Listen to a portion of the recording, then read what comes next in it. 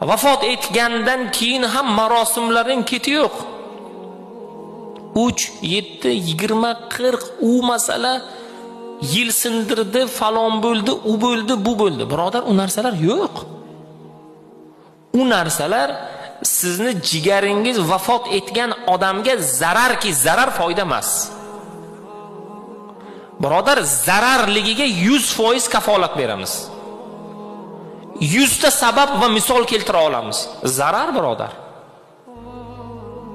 Hammani ovora qilib 7, hammani ovora qilib erkaklar uchun 20, hammani ovora qilib erkaklarmi, ayollarmi uchun 40. Birodar, u yo'q unaqa narsa. Uni hisoblash ham kulgili. Inson vafot etgandan keyin 20 kun sanaladi, oldinga nechta farzandi bor? 3 ta farzandi bor. 3 qadam orqaga 17-kuniga 20 qilamiz. Birodar, maşalloh.